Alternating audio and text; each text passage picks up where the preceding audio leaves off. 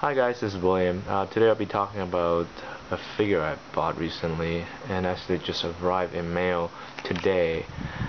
This is the Saint Seiya Gemini EX figure from Bandai. I had it ordered from Hobby Link Japan, and that was at the beginning of summer, so that's around 3 months ago, and it finally got released last month. And after I guess 2.5 weeks, it's finally in my hand. So as you can see, today I'm not gonna be really talking about the figure in depth like all the other YouTube videos. Rather, I'll be talking about the figure, or more like the character evolution, as it goes from this figure here to this one here, and finally to the most recent revision we have here. So this is the most recent revision of the same character. So these figures are of the same character. So if you're not familiar with Saint Seiya, please go wiki it up. It's actually a pretty interesting series once you get past episode 10. And yeah, so without further ado, let's get started. So this is the figure that was originally released. Yeah, I guess I don't remember, but early 2000, I believe. So you can see that this is actually like that more heavy one. As the pre-release, this is actually the heaviest out of all the three figures here. And this one actually, it was quite a bang for my buck, because I got it for around $80, and it came with two figures, not one, but two figures. So it came with this one here, was the Pope, and he actually gets his own chair, and you have the cloth itself. And obviously you can switch out the parts to have the character of the evil Pope as portrayed in the anime and the manga. So this one definitely one of the heavier figures. Like, this is all die cast. You can see that it's all very nice, really nice gold appearance. And then you have this newer release where I think they slimmed it down for articulation purpose. You can see the waist here compared to this one. This is one piece, one whole solid piece, and this is just like a plastic. I think that's metal. Yeah, a plastic bottom and a plastic torso and a metal breast piece.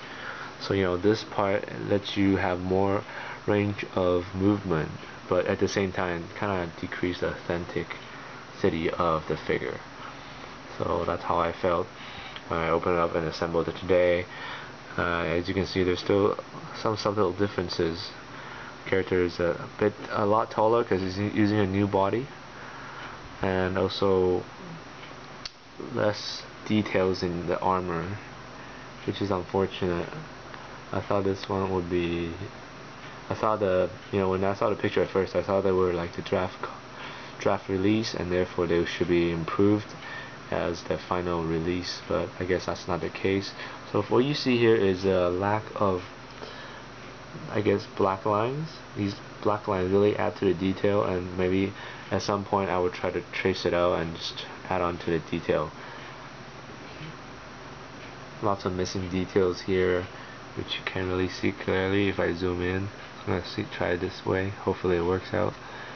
You see the leg armor. It's compared to the rest body, it's a bit dull in color, whereas this one here is a lot more uniform in color. This one, the color here looks a little bit white, washed out, also around the arm as well. So you can see that there's actually two-tone. I don't know why Bandai does that. I think it's actually kind of annoying that they kind of leave just a little bit, the figure is almost perfect, and then leave a little bit of problems, so they can always quote unquote correct and repackage the figure for sale for suckers like me. But yeah, enough about that.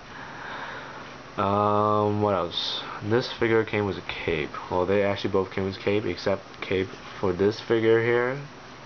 This figure actually came with two cape, one for the Pope, one for this figure here. They're both pretty much made of these cloth materials. They're really thin nylons, I believe.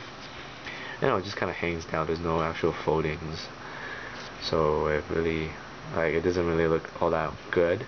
Whereas this one here is actually made of 3 individual pieces, 1, 2, and 3.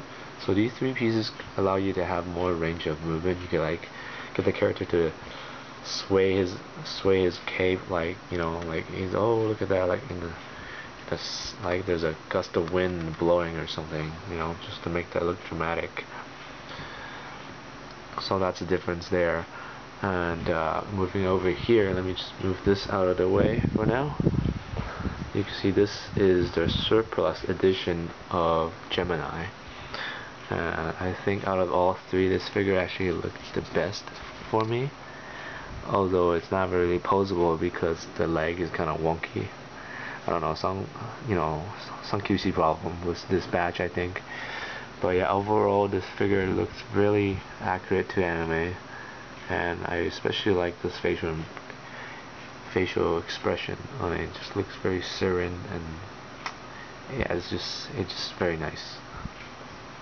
Like the original release, this figure is also one full piece breastplate, and also the skirts. They're all pretty much the same design. It's just that this one has a lot more pointy ends. Because these two are pretty much of the same design, there's not a lot of articulations. So that's that. You can see for yourself here. They improved this part here. This is actually plastic on top, and this is metal on top, plastic, metal on top. So this plastic can be bent a little bit to allow a bit more range movement than say this one, where this whole plate here is made of metal, die-cast metal, and you know, it's pretty hard to move. So I prefer to leave it in this mode, or in its object modes. And this one here, actually, compared to these 2 figures, this one, the metal content, although, you know, still very high in general, I think they use a different type of metal, and therefore it's a lot lighter. These are all very light, and they are actually very, very flexible, or not flexible, easily moved, so you could be as posy as you want your character to be. Oh, that's that. And one more thing is that the arms here, you can see it's double hinged, so you can actually move all your arm all the way down should you choose to, and if you want, you can actually move it all the way up, like say here. Back then, this one here, this original release, you couldn't really move it up because that's pretty much as far as you can go with the arm, because the metal piece will get stuck in the way. Same with this one. It's slightly better, but not much. Not that much. You can see that this actually angles up and block it. And this one here, the figure itself can actually, you know, can move open like that fully. And you know, you can see that how skinny it is compared to the rest of the body. This void here, this empty space, allow it to move it all the way up to create a dramatic pose you see in this picture.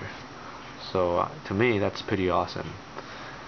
You know, I mean, it's always good to have a posable figure to create the best pose you want. But at the same time, though, overall change, I don't like it as much. Let's put it that way. That's pretty much it. You can see a lack of details here. This has more detail, a lot more lines than this leg here. This is just pretty much all not traced, and you see less of this detailing on the leg armor than say in these guys here. See, this one versus this one, you don't see a lot of detail on this one at all. Whereas this one here, you can see it's the full detail, it's in its full glory. So you know, that's pretty much my quick 10 minutes comparison video. If you guys have anything you want me to say, you want me to check, you want me to review about the Gemini Saga figures, please do let me know. And no, I do not have the appendix for the original figure. I will get it at some point when it's cheaper than, let's say, $40, because I don't really want to pay $40 for $50 for a bunch of plastic half body parts. So that's pretty much it. Thanks. Bye.